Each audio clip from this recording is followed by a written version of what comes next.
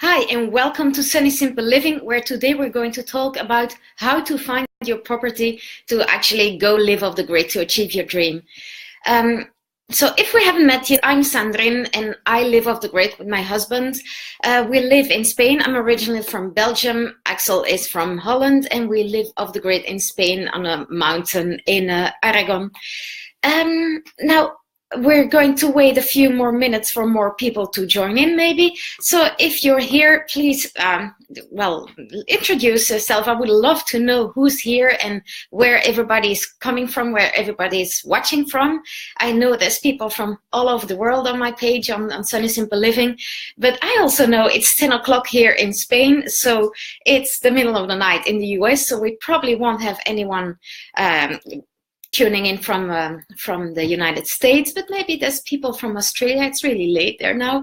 Maybe, well, people from Europe.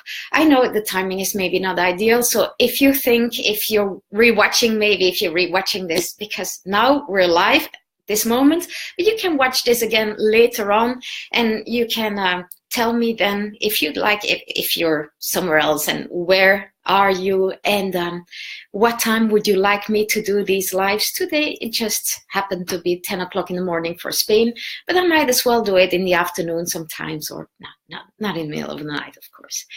Okay, so yeah, tell me where you are. There's Nick from Ireland, and there's Maritza, and Maritza, I think, is in a tiny village somewhere in Asturias or something. I see there's Rose, who lives actually since a few weeks. She's living really close to me. So I hope more people will be tuning in and others will rewatch the thing live. So today we will be talking about how to actually find a property so you can go and live off the grid. And that sounds really simple because, well, finding a property, how hard can it be? You just go online, you look for property, and you'll find something and just buy it. However, there's a few extra things involved when you actually want to go off the grid. It's not really simple to find a place where you can do it, where others will appreciate you doing it, things like that. Also, hi, Johannes. I didn't know you were you live near Figueres, which is up north. I know where Figueres. Isn't that like the Gaudi Museum? Not Gaudi. There's a museum there, I know. Well, anyway, so let's talk today about how to find a property and go live off the grid.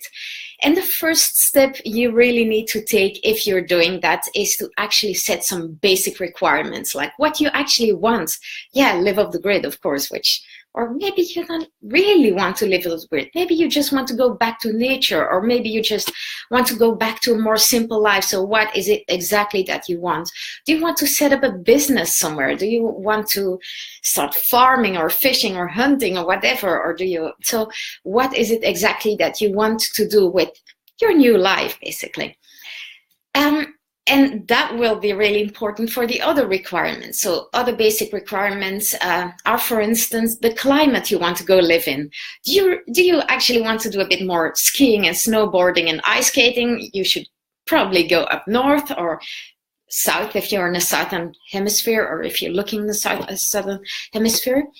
Or maybe you just want to go towards the sun. Maybe you live in a country. Yeah, I see Ireland and Belgium and Germany. If it's dark and gray, especially now it's January, it's gray and rainy probably. There was a big storm in Holland and Belgium the past few days. So so here today it's nice and sunny, and it's still cold. I think it probably froze this night, but last night, but still it's nice and sunny and beautiful day, nice view. So there's something to be said for moving towards the sun, of course. Another thing you might want to think of when you want to go away or when you want to start a new life is how far away do you want to be from your friends and family.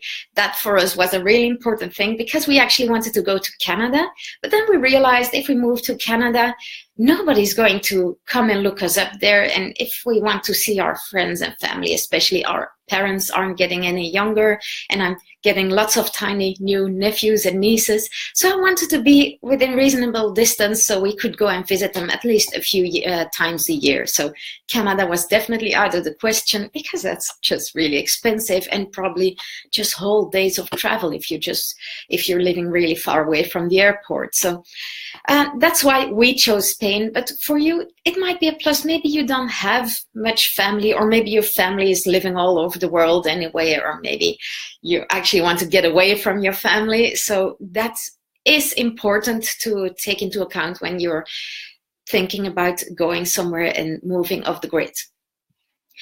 So yeah, we talked about what you want to do there. It's also, if you want to do something if you want to fish, you should be near water. If you want to do something in a tourism business, you probably should have somewhere accessible for tourists, things like that.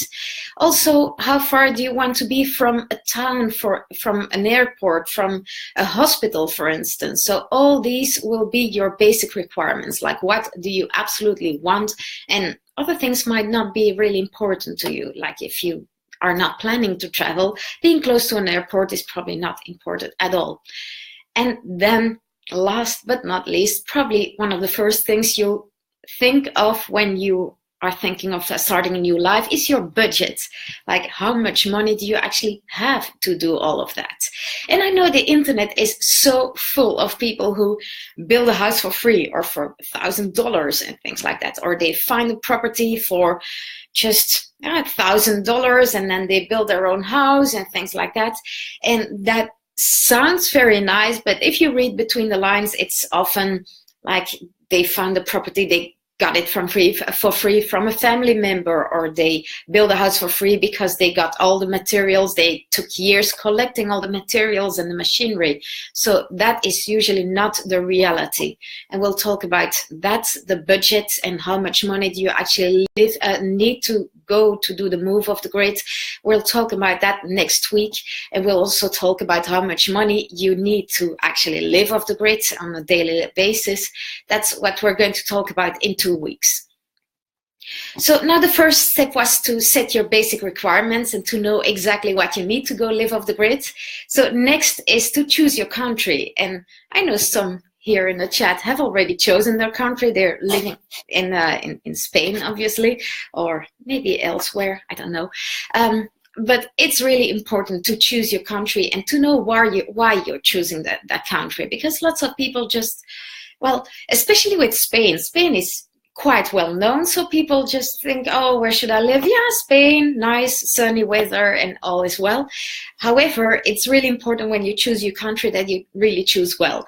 And the first thing I would like to say about that is, if you like the country you live in, and if you think there's even a tiny piece of the country where you could actually be doing what you would like to do, then by all means stay where you are, because moving countries is a pain. Really, it's a lot, especially if you have to learn a new language, if you need visas, if you need a lot of paperwork, so if you don't need to move, and if you don't really want to move, then by all means stay where you are. A second thing is, of course, don't move to a country if you're not prepared to learn the language, or if you don't like the culture, for instance. Don't move to a Muslim country if you have a problem with Islam, or don't move to Spain if you don't want to learn Spanish, or don't move to, things like that. So before you choose a country, look a bit at how they live and what language you would have to learn and things like that. And that might make things easier for you. Also, well, a third thing is also the legal requirements. Like, maybe to live in the country of your choice, you will need a visa. And maybe that's really difficult to obtain a visa. Or maybe you need a certain amount of money in order to be allowed in that country, things like that. So take a look at that before you choose the country you would possibly want to live in. So you might already be in this stage. You might already have a few countries lined up. I see we have the Facebook group Living Off the Grid in Spain, where lots of people are thinking of moving to Portugal or Spain or Italy, maybe Greece. I see some people who actually want to go to Greece or Crete. So you might have chosen that, but the next step is to look at the region where you want to go and live, because that's what's going to be really important for your off-grid setup and everything. So you can look at things like the weather, for instance. That's the first thing we looked at. So you should absolutely look at the amount of sunny days, for instance, at the average rainfall, but not just the average rainfall. For instance, you could also look at the amount of rainfall in every month, because like here in Spain, it doesn't rain a lot, but when it rains a lot. But it only rains twice, maybe 3 times a year, and that's when you really need to fill up. If you're doing rainwater catchment, that's when you really need to fill up your tanks. So those are really important things to know, that well, how many sunny days you have in winter as well. For us, that was a really important thing. We wanted to go to France, but then we realized winter would be just as gray and rainy as it was in Belgium or Holland. So that's why we crossed the border to Spain, because here at least you have much more sun in winter. And well, also, what's the temperature on the hottest day? What's the temperature on the coldest day? Do you want to grow oranges? If you want to grow oranges, you shouldn't go to somewhere where it freezes in winter, things like that. Yeah, legal requirements. We talked about the legal requirements for the country you're moving to, which is maybe your visa, or maybe, yeah, travel distance, or, yeah, is it even legal to do what you want to do in that country? But often in every country, it's also, yeah, a more regional so the legalities are a bit more regional as well. So for instance, in the United States are really huge, but some regions won't want you to collect your rainwater, while other regions don't want you to live off the grid at all. And it's the same in Spain, for instance. There are several states in Spain, and every state has its own yeah, legal implications and its own regulations, things like that. So look into that before you really choose where you want to go live. Next one is, of course, the opportunities in that region. Like, is it a big region for tourism? Or if I want to start a tourism business, will I be all alone and need to attract all the tourism to my place? That could be a real thing. And yeah, last but not least, as always, it's the price of the land. Because some regions are just a lot more expensive for whatever reason. Maybe a region is a lot more expensive because there's more tourism, because there's more business opportunities there. So if you have a really low budget, you might want to go to a region where there's less population, maybe less opportunities as well. So those are all choices you'll need to make. Now we look at the basic requirements. We looked at the country you want to live in. We looked at the region you want to go to. Next step is to actually go and travel around and see the regions that are eligible in your list. So for us, for instance, we went to Catalonia, we went to Aragon, we also saw pieces of France and things like that. So that's when you travel around, you meet people, you see how it actually is. If you can go travel in the hottest months or the coldest months, or the months where you think it might not be so fun there in that month. And like December in Spain or January in Spain, for instance, can be really, sometimes we have like a week of fog and nothing else, and that's no fun at all. But then after a week or something, suddenly the fog goes and it's all sunny again, and it's like everybody just forgets that it was ever foggy, and yeah, and life goes back to normal, right? Also, you might think we're moving to Spain or to Portugal or to Italy and it's going to be all sunny all the time.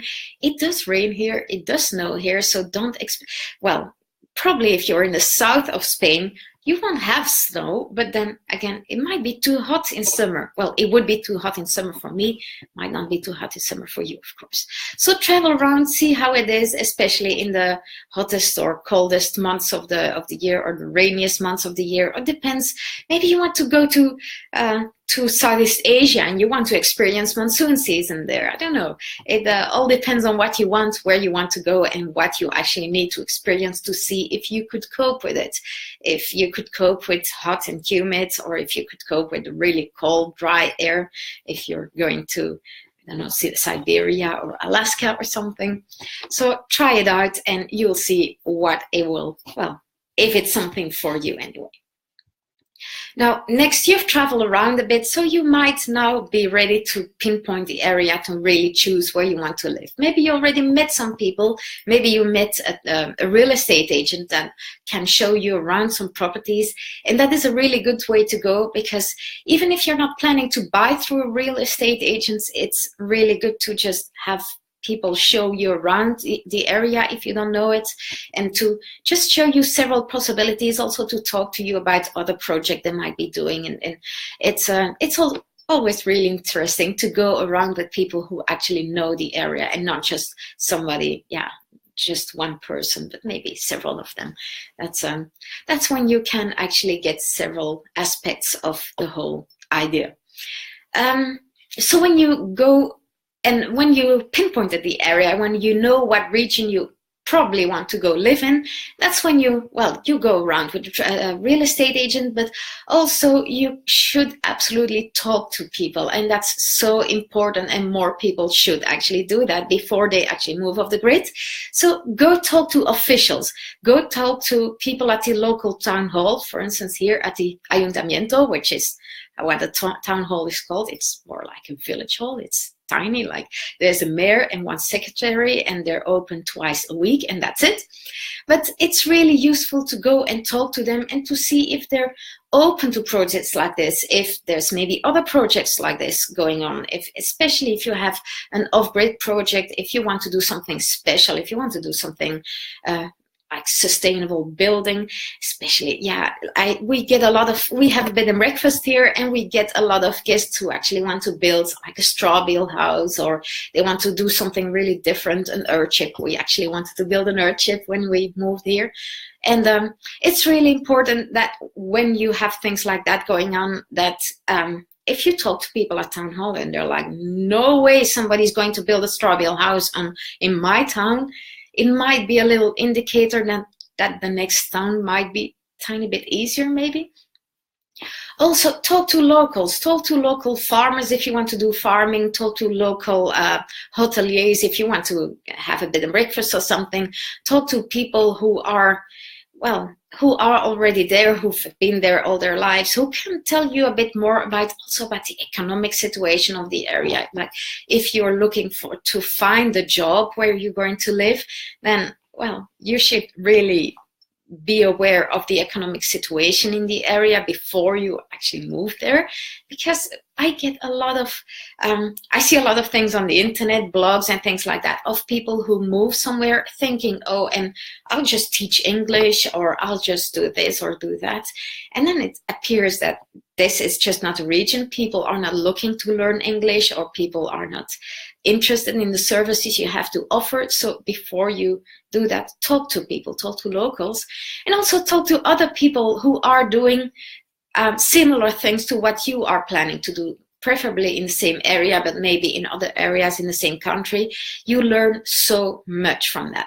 Like we wanted to build an earthship when we just came here, and so we visited an earthship near Valencia, a bit more south, and it's in another state, but still it's quite similar, and we learned all the reasons why we didn't actually want a real earthship. So our house has some, if you don't know what an earthship is, actually it's a house that is kind of built into the earth, and that is completely self-sustainable. So it catches its own water, and it generates its own energy. It has passive heating, and you can actually grow your garden inside. And we love that idea of having all those things inside one house. And our house is maybe a little less, all self-sustained inside the house. But, we learned that was just better in this case. Also a lot cheaper than if we had gone for the real thing. Now, when you're here, so talk to other off-grid adventurers or other people who are doing kind of what you want to do, because that's how you actually learn what's going on. And if they say, oh, we really struggled, it took us 10 years just to get permits, don't think, oh, but they're a bit weird, maybe it's their fault. Research and make sure that it's not just, we've had a few cases like that where people thought, oh yeah, but they spend a lot of money on that, but we'll do it differently. That's not always the case. Sometimes you just have to spend money on certain things. So once you really know what area you want to live in, next step is to look at properties, to look at actually properties. And maybe you're already doing that. Maybe you're going around with a real estate agent. Maybe you're just meeting people in the bar or talking to locals who are showing you what they have to sell. So looking at properties is a lot of fun. It's also really difficult though to choose the right property. So when you're doing that, keep that list of requirements. The first step you took was to write down all the basic requirements. So when you are looking at properties, keep that list of requirements with you at all times. And the price of the property will be, you have your budget, so you have a certain price in mind before you go and buy your piece of land. Now, the actual price of the property you're going to buy depends on a lot of different things. And we notice here we get a lot of people who come here, they want to buy a piece of land in the area, and they don't understand why some pieces of land are so much more expensive than the others. And usually there's a really simple explanation for it. Like, first, of course, there's location. There's how far do you want to actually be from town, or from the airport, or from the next village, or from the road. Actually, sometimes it's like 20 minutes through a little dirt road, and it's really difficult to access, especially if it rained. Like, you should have a special car if it rained and you want to access your own property. Then there's the actual specific location as well. Like, does it have a nice view, or is it facing south, is it facing north? That's really important for the price, because on a north facing property, you probably won't have much sun in winter, so that really counts if you want to have a garden, have animals, also if you don't want them to freeze to death at night. The next thing is of course what is actually present on the land. Is there a house already? Maybe there's a ruin that you completely have to rebuild, but just having a ruin can really raise the price, because that means it could be really a lot easier to get building permits, so you can rebuild a house there, while if you have nothing there, you have to go from scratch. Maybe in this case, in this area, you have to get an environmental survey, and it really takes a long time to get all the permits to build a new house from scratch. So that is also, what kind of productive trees are there? Are there already fences for animals? Do you have maybe a vineyard on your land, or maybe 40 hectares of vineyards or of olive trees, things like that? That really makes a big difference for the price. Even if you're not interested in farming olives, if you just want to, do something completely different, just have animals or something, just having those olives on your land will raise the price, of course. Also, the presence of water, and that's a really important one, especially if you're moving to the south, is it actually possible to get water? Like, will you need a borehole? And if you have a borehole, how big is the chance that you'll actually get water from it?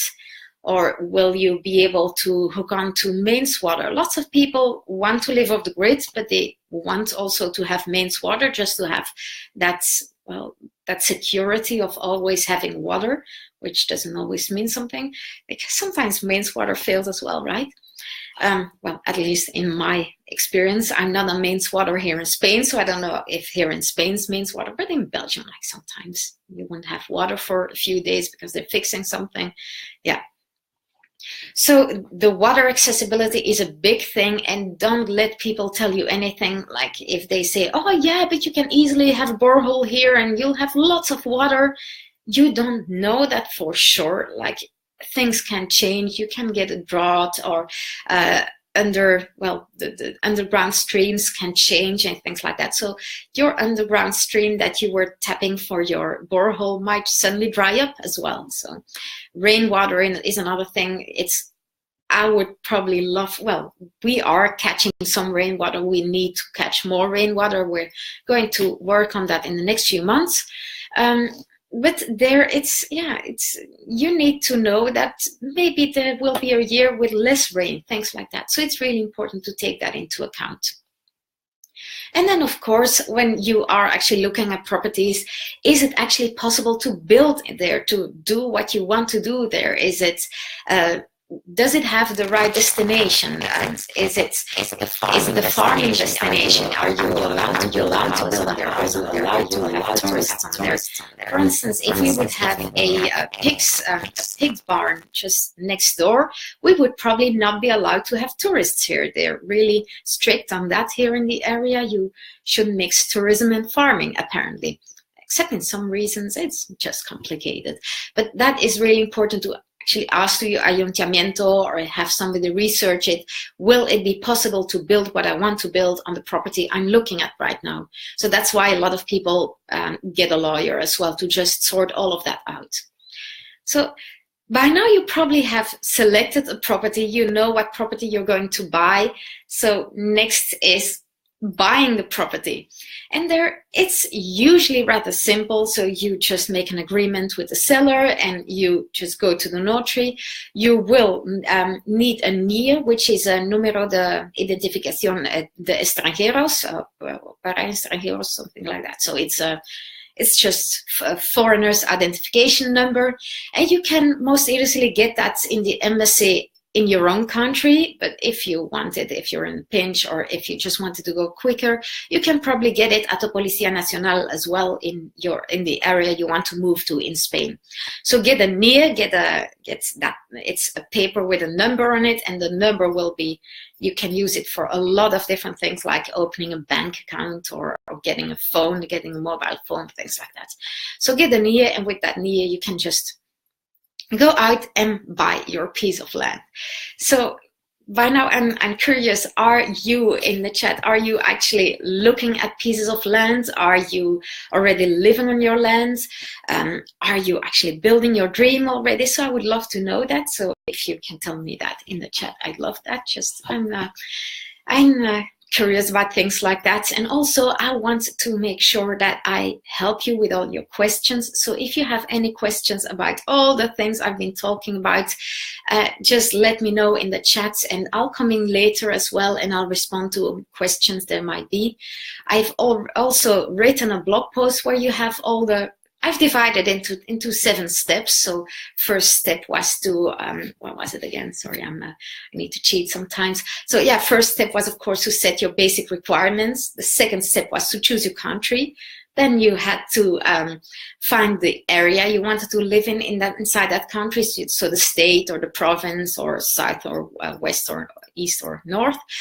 And the next step was to travel around, or is to travel around, will be to travel around maybe for you. So travel around, see how it really is, and then meet the people and talk to people, talk to officials, talk to locals, talk to other expats or other off-grid living people. Number 6 is to look at actual properties, and number 7 was to buy your properties. So there is a blog post that goes with it. You can also download a cheat sheet there where you can just, I made a list of what could be your basic requirements and what to really keep in mind when you're looking for property. So you can download that in the blog post. I'll post a link. I'll go into the chat later and post the link to that. So, yeah, Johannes says it's the Dali Museum, of course, in Figueres. I was there, actually. It's an awesome museum. Figueres is up north in Spain. So, yeah, I hope you liked or this was useful to you. As you might have seen, Axel and I have made a video yesterday and spread it around a bit. We are going to make a lot of videos, not all just like this one, not just me talking. There will be, like Axel is planning to make videos showing you around our solar system and showing you how we manage the water stuff, and showing you, I'm going to show you the alpacas, of course, and how we do the chickens, like how we have the mobile chicken coop and how we have an awesome fixed chicken coop as well. So how the little Macette, we have a little stone house down on our lands, and that is really such an awesome place. So we're going to show you around that. But there will be more webinars like this one as well. Like next week, I would like to talk about your budget. So how much money do you actually need to go and live off the grid, or to start a new life, off-grid-ish or farmish life? Like, what you need to take into account when you're going to do something like that. And the week after, I'm going to talk about how much money you actually need to live off the grid. Because people, well, that was our idea. We're not going to spend a dime. We're just going to have solar panels. We're going to have water from the land, so we will not need any money. We're going to grow our own food, so we will not need any money. We couldn't have been more mistaken. So yeah, I'll talk about that and about what to take into account when you actually live in the off the grid, what you need to have, what money you're actually going to spend. So that's it for today. If there's any other questions, you can go watch the live back. It won't be live that time, but you can still ask all of your questions, and I'll be really happy to come in and answer them. And if it's a really important, interesting question, I might actually make a video about it. Like my friend Gina, who's here as well, she gave me this awesome idea yesterday of doing, what was it called? Off-grid, the Housewife's Guide to Off-Grid Living. So I'm really looking forward to doing something like that to actually, because, well, off-grid living, the technical part is often a men's thing, and they will design all the technical stuff and have a lot of fun with generators and solar panels and I don't know what. But then sometimes you just want to know the basics, like, should I put on the washer right now, or could I use a vacuum cleaner now, or things like that. So I'm going to do one thing like that at some point in time as well. So if you have any questions, please ask them. If you want to get notifications for things we're doing, like webinars like these, or maybe videos we're posting, blog posts, do subscribe to the mailing list. It's on the Sunny Simple Living page. There's a big blue sign up button, and I'll maybe put the link in the chat as well, so you can subscribe to the newsletter, and I'll send you a notification when something is going on. Well, for now, that's it. I hope I was able to help you a bit. If you have any questions, sometimes I talk faster than I think. Sorry about that.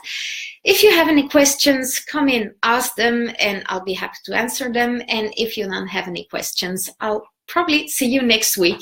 Have a good day for now. Bye-bye.